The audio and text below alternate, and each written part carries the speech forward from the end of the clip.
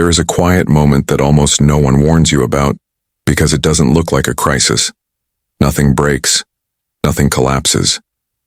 On the outside, life keeps moving exactly as it always has, but internally, something shifts. The world begins to lose its shine. Conversations that once felt engaging now feel repetitive and shallow.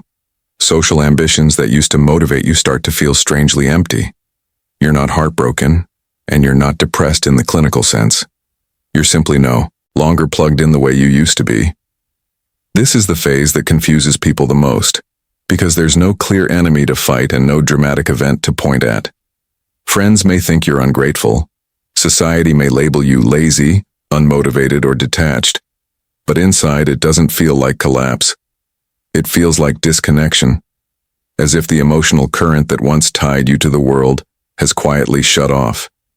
You still show up, still function, still smile when necessary, yet none of it truly reaches you anymore.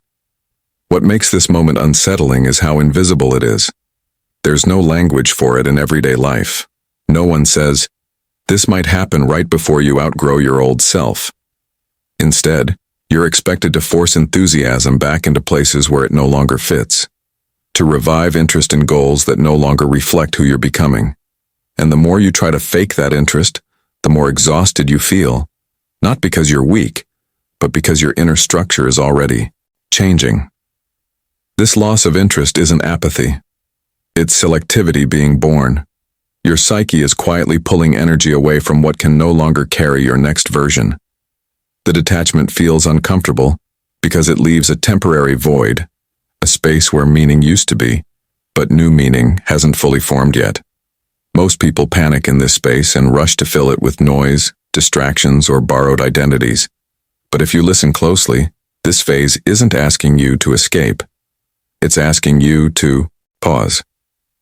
If you've been feeling this calm disinterest, this emotional distance from things that once defined you, you're not broken. You're in a threshold state, and thresholds are always quiet before they open into something larger. If this resonates with you, take a moment to like this video. It helps this message reach others who may be silently going through the same transition. Subscribe if you want content that speaks to deeper psychological shifts most people never name. And comment below. What was the first thing that started to lose its meaning for you? People, goals, or the world itself? Mary Ainsworth observed something subtle but profound in emotionally developed individuals, something that often goes unnoticed because it doesn't look dramatic from the outside. Before a major internal reorganization takes place, the attachment system doesn't intensify. It pulls back. This withdrawal is not a sign of avoidance, numbness, or emotional failure. It is the psyche recalibrating itself in preparation for a more stable, self-directed structure. In Ainsworth's work, attachment is not just about closeness to others. It is about how the nervous system regulates safety, meaning, and connection. When a person begins to outgrow the emotional frameworks that once organized their life, the system senses that old attachments can no longer provide accurate regulation. What follows is not collapse, but restraint. Emotional energy is conserved. Bonds that once felt essential begin to loosen, not because they were wrong, but because they belong to an earlier stage of development. This is why people in this phase often feel confused by their own reactions. They don't crave reassurance the way they used to. External validation stops working. Familiar emotional exchanges feel strangely insufficient. From the outside, it may look like disengagement. From the inside, it feels like a quiet, internal reorientation. According to Ainsworth's observations, the attachment system reduces outward dependency when the psyche is preparing to strengthen internal security. This process is deeply misunderstood because modern culture treats attachment as something that should always expand. More connection, more closeness, more expression. But psychologically, growth often requires temporary contraction. The system pulls inward to reassess what is safe, what is authentic, and what is no longer necessary for survival. This inward movement creates space for a more mature form of attachment to emerge later. one based less on need and more on choice. Ainsworth's insight reframes this phase entirely. The person is not giving up on connection, they are refining it. They are not becoming cold, they are becoming precise. The emotional system is quietly updating its parameters, withdrawing investment from relationships, roles, and dynamics that can no longer support the person they are becoming. This recalibration is not visible, not celebrated, and rarely understood. But it is one of the clearest signals that deeper psychological integration is underway. What looks like apathy from the outside is often deeply misunderstood, even by the person experiencing it. It's easy to assume that something is wrong, that motivation has disappeared, or that a vital spark has gone out. But in many cases, this state is not the absence of desire. It is the presence of too much awareness. Emotional consciousness has expanded beyond what the old world can hold, and the mismatch creates a sense of distance rather than excitement. When awareness deepens, the psyche becomes more selective about where it invests energy. Situations that once felt stimulating now feel predictable. Conversations that once felt meaningful now repeat the same emotional patterns. Goals that once seemed important reveal themselves as borrowed, inherited, or outdated. This isn't indifference. It's discernment emerging before the person has language for it. The emotional system is no longer willing to be moved by what it has already outgrown. This phase often feels unsettling because it doesn't come with immediate clarity. You don't suddenly know what you want instead. You only know what no longer resonates. And without a new structure in place, that awareness can feel like emptiness. But this emptiness is not a void. It's a clearing. The psyche is stepping back from external stimulation to make room for something more aligned, something that hasn't fully formed yet. People experiencing this state often try to force themselves back into enthusiasm. They push harder, socialize more, chase old ambitions with renewed intensity, hoping the feeling will return. But the more they try, the more exhausted they become.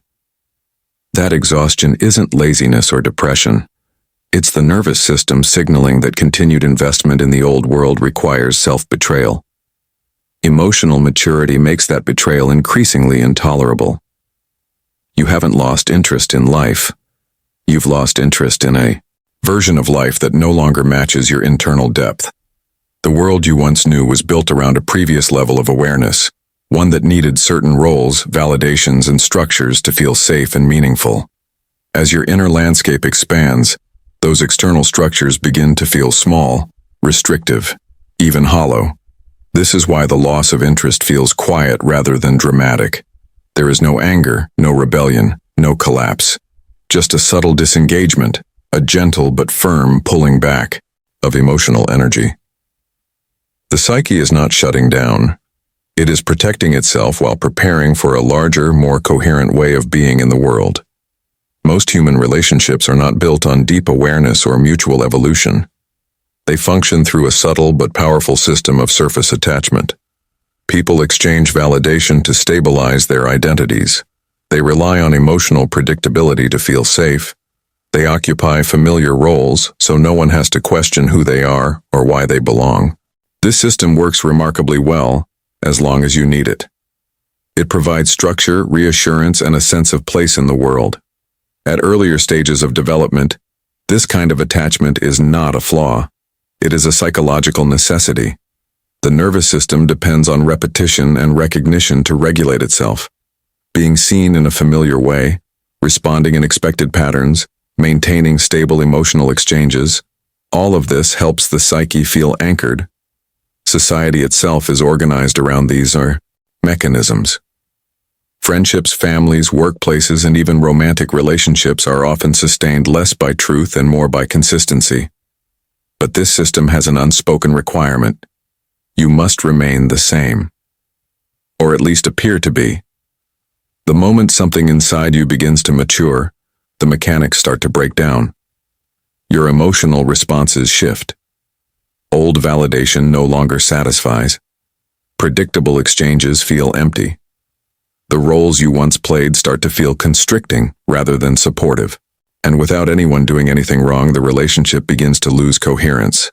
This is where confusion arises. Nothing external has changed, yet everything feels misaligned. The system hasn't become hostile, it's become incompatible. Surface attachment cannot adapt to inner expansion because it was never designed to.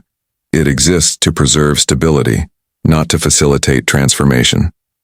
When you no longer require constant reassurance, mirrored identity, or emotional scripts, the system loses its organizing power over you. At this point, many people try to force compatibility. They shrink themselves to fit old roles. They perform familiarity instead of expressing truth. They maintain connection at the cost of internal coherence. But as maturity deepens, this becomes increasingly painful.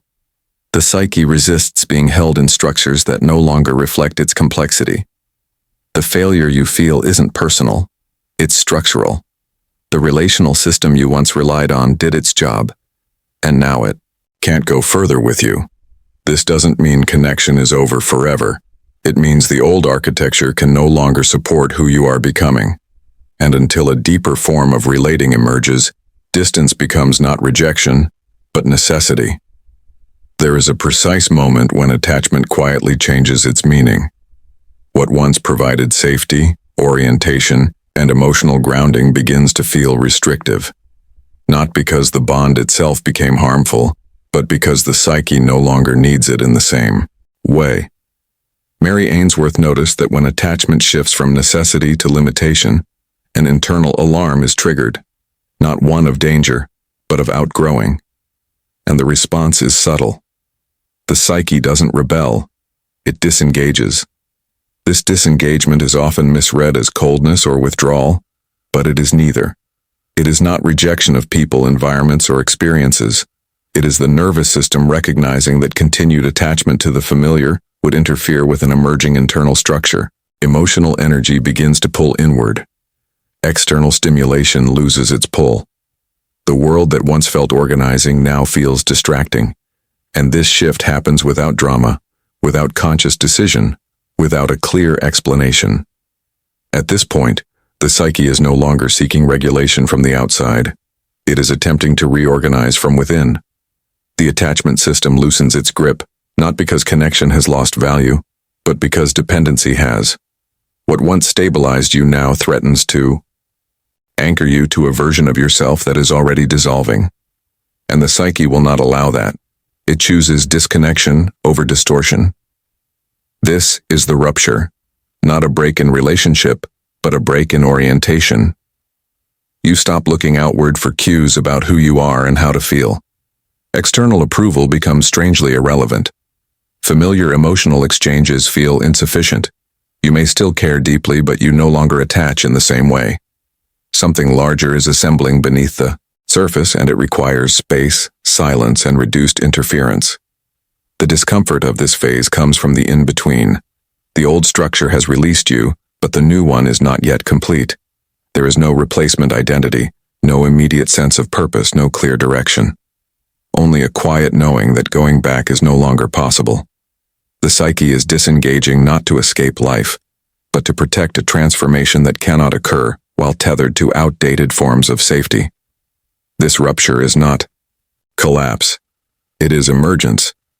The external world fades not because it has no value, but because your inner world is demanding priority. And until what is forming inside you becomes stable enough to meet the world again, detachment is not avoidance. It is preparation. You are still there, still showing up, still fulfilling what is expected of you, but something essential has shifted. You participate in conversations, routines, and interactions, yet none of it truly reaches you anymore. It's as if you are present on the surface while remaining untouched beneath it.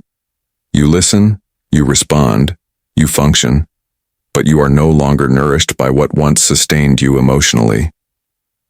This internal isolation doesn't feel like loneliness in the conventional sense. It feels more like standing in a room where the sound no longer matches your frequency. The emotional system searches for resonance and finds none. What once created connection now produces neutrality. What once energized now simply passes through. Interest fades not because you have become indifferent, but because the inner structure that receives meaning is already reorganizing itself. There is a strange temporal quality to this phase. Life feels suspended, as if you are waiting without knowing for what. You are not looking back, but you are not yet moving forward either. It feels like living before something, not after something. The present becomes a holding space, quiet, slightly hollow, but necessary. This internal distance is not a failure of engagement. It is a sign that your emotional system is no longer designed to be fed by what is familiar. Until a new form of meaning emerges, the psyche protects itself by lowering investment. You are not withdrawing from life. You are standing at the threshold of a deeper one. The withdrawal doesn't arrive as a clear decision or a dramatic turning point. There is no announcement, no moment where you consciously choose to step away. It happens quietly, almost passively. You simply stop investing energy where it no longer returns anything meaningful. Your reactions soften, your enthusiasm fades. The urge to explain yourself, to participate, to be seen, slowly dissolves. This is not an act of rebellion or avoidance. It is the psyche conserving resources. Emotional energy becomes selective, reserved only for what feels essential. You notice that you no longer feel compelled to respond immediately, to maintain momentum, or to perform engagement.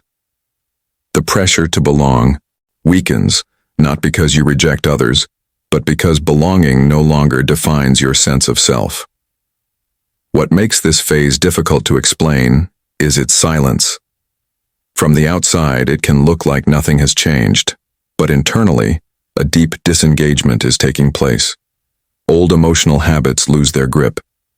The constant need for connection, validation, and reassurance quietly releases its hold. Detachment happens without hostility and without explanation. There is no anger, no resentment, no desire to prove a point. Just a gradual loosening. The psyche withdraws in the same way a tide recedes, not as an escape, but as part of a larger movement. Something inside you is reorganizing, and silence is the space it needs to continue. People in this stage are often misunderstood because their changes are subtle and unspectacular. They don't leave the world in any dramatic sense.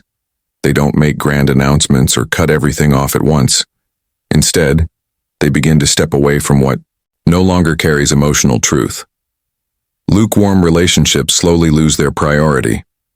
Conversations built on habit rather than presence quietly fade. Goals that were inherited from family, culture, or past versions of the self stop feeling worth the effort. What looks like withdrawal is actually refinement. These individuals are not rejecting life. They are removing what no longer fits their inner alignment. Old identities begin to loosen, not because they were false at the time, but because they were temporary structures. The roles they once played no longer reflect who they are becoming, and maintaining them starts to feel like self-distortion. There is no sense of failure in this process. In fact, many people reach this stage only after achieving what they were supposed to want. Success, stability, recognition. None of it collapses. It simply stops being compelling. The psyche recognizes that continuing along the same path would mean living from a version of the self that has already expired. This quiet leaving is guided by internal coherence, not dissatisfaction. People don't walk away because things went wrong. They walk away because something inside them has shifted beyond the structures that once organized their life. What remains is not loss, but a growing clarity about what can no longer be carried forward. There is a hidden cost to staying engaged with what no longer matches your internal stage. It requires constant emotional effort to pretend interest where none naturally exists. You have to regulate your reactions, sustain attention, and override internal signals that are asking for distance. Over time, this effort becomes exhausting, not because the situation is dramatic, but because it demands ongoing self-suppression. Mary Ainsworth's observations help explain why this exhaustion appears. The nervous system is designed to allocate energy efficiently. When it recognizes that a person is expanding beyond a certain emotional structure, it begins to reduce investment in areas that restrict that growth. This isn't avoidance or shutdown. It's protection. The system understands that continued engagement would drain resources needed for internal reorganization. When people ignore this signal, the cost accumulates quietly. Fatigue increases. Emotional responsiveness dulls. Motivation becomes forced rather than organic. The psyche spends energy maintaining coherence in environments that no longer support it, and that labor rarely gets acknowledged. From the outside, everything looks normal. Inside, there is strain. The reduction of interest is not a flaw. It is an intelligent adjustment. The nervous system pulls back so expansion can occur without interference. Space is required for new emotional patterns to form, and investment in the old ones would fragment that process. What feels like loss of motivation is often the body and psyche insisting on the conditions necessary for growth. This loss of interest is not an ending, but an interval, a psychological pause that exists between who you were and who you are becoming. It can feel empty because the familiar structures that once gave you direction are dissolving, while the new ones have not yet taken shape. There is no clear identity to step into, no immediate sense of meaning to replace what has faded. And that uncertainty can be deeply uncomfortable. But this phase functions like an internal womb, an incubating space where the psyche reorganizes without external pressure. The old identity loosens not through force but through quiet withdrawal of energy. Roles, desires, and motivations that once defined you soften and lose their grip. This dissolution is necessary because a new structure cannot emerge on top of an old one. It requires room.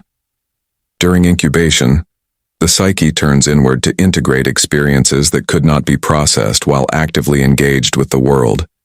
Silence becomes productive. Stillness becomes formative. What feels like stagnation on the surface is actually a period of deep internal movement. Patterns are being rewritten at a level you cannot consciously monitor. This phase resists speed. Attempts to rush it only create confusion or anxiety. The psyche needs time to complete its reorganization without being pulled back into outdated forms. When the incubation is complete, interest returns naturally, but not to the same things and not in the same way. What emerges is not a repaired version of the old self, but a more coherent one, shaped in the quiet space where nothing seemed to be happening. It may feel like something inside you has gone quiet, as if a layer of meaning has faded. But this is not emptiness, it is selectivity. You are becoming less available to what no longer supports the version of yourself that is forming. The reduction in interest is not a loss of vitality, but a reallocation of it. Your energy is no longer scattered across experiences that once defined you, but can no longer carry you forward. The world itself has not lost its value. What has changed is your relationship to it. The structures, dynamics, and expectations that once held you in place are no longer strong enough to contain your internal depth. What once felt engaging now feels limiting, not because it was wrong, but because it belonged to an earlier stage of your development. Outgrowing something does not require rejecting it. It requires releasing dependence on it. This reframing is essential because, without it, the transition feels like decline rather than evolution. When you understand that availability is shifting rather than disappearing, the experience becomes less frightening. You are not withdrawing from life. You are withdrawing from versions of life that would keep you smaller than you are becoming. What looks like detachment is actually alignment. The psyche is protecting its trajectory by reducing exposure to what drains or distorts it. You are not losing yourself. You are shedding containers that can no longer hold you. And in that shedding, space is created for a more expansive way of being to take form. After this phase, interest does return, but it returns differently. Not as a broad openness to everything and everyone, but as a focused response to what truly resonates with your new internal structure. The psyche does not reopen indiscriminately. It becomes precise. What no longer aligns simply fails to register, while what does feels unmistakably alive. This is where the shift becomes visible. You find yourself drawn to fewer people, fewer conversations, fewer pursuits, yet the engagement is deeper and more sustaining. Superficial stimulation no longer competes with meaningful connection. The nervous system recognizes what respects its coherence and responds with energy instead of fatigue. Presence replaces performance. This conditional return is not avoidance or selectiveness rooted in fear. It is clarity. You no longer seek connection to fill a void, because the void has closed. Interest emerges from fullness rather than need. You engage not to belong, but to participate authentically. Depth becomes the organizing principle. Relationships that survive this stage feel different. They do not demand constant validation or emotional labor. They allow space, truth, and silence. The world becomes smaller, but richer. What remains is not less life, but a more distilled one, built around fewer people, deeper bonds, and forms of engagement that honor who you have become. According to Mary Ainsworth, this entire process points to one core psychological shift: growing internal security. When a person no longer needs attachment to stabilize their sense of self, their relationship with the world fundamentally changes. Connection stops being a requirement for existence and becomes a choice. And that shift quietly reorganizes everything. At earlier stages, attachment is essential. It regulates emotion, provides identity, and creates a sense of safety. But as internal security develops, the psyche no longer depends on constant reassurance, proximity, or validation to remain coherent. The center of gravity moves inward. Stability is generated from within, rather than borrowed from external structures. This is not detachment from life. It is independence from emotional dependency. When this happens, the world faces a choice. Either it adapts to this new structure, or it loses relevance. Relationships that relied on need, obligation, or emotional leverage can no longer function. Environments that require conformity over authenticity begin to feel incompatible. The individual does not demand change or announce separation. Their internal solidity does the work quietly. What cannot meet them where they are naturally falls away. This is why the process feels non-negotiable. Once attachment is no longer required for survival, returning to dependency feels regressive. The psyche will not accept structures that undermine its coherence. Growth creates its own boundaries. The world does not disappear, but it must meet a higher standard to remain meaningful. What remains is not isolation, but alignment. A life shaped not by what is needed to feel safe, but by what genuinely resonates with an internally secure self. If you're experiencing this calm disinterest, resist the urge to correct it or push yourself back into old patterns of feeling. There is nothing wrong with you. You don't need to manufacture passion, force connection, or revive enthusiasm for things that no longer move you. This state is not a failure of motivation. It is a signal of transition. Periods like this often feel unsettling because they lack clear direction. You may not know what comes next, only that what came before no longer fits. That uncertainty can create anxiety, especially in a world that expects constant engagement and visible progress. But not all growth looks active from the outside. Some of the most significant shifts happen quietly beneath the surface. You are not lost. You are between structures. The old way of relating to the world has loosened, and the new one has not yet fully formed. That in-between space requires patience, not pressure. Forcing yourself to feel more would only delay the process by pulling you back into an identity that is already dissolving. Trust the reduction. Trust the silence. This calm distance is not emptiness, but preparation. Something larger is reorganizing itself within you, and it cannot emerge while you cling to what no longer aligns. Let this phase be what it is. You are not withdrawing from life. You are repositioning yourself for the next version of it. This space is for those who have realized that losing interest is not always giving up. Sometimes it is the quiet signal that you are being prepared for something larger, something that requires a different internal posture. Growth does not always announce itself through ambition or Excitement. Often it arrives through subtraction, through silence, through a natural withdrawal from what can no longer carry you. If you're here, it means you recognized yourself somewhere in this process.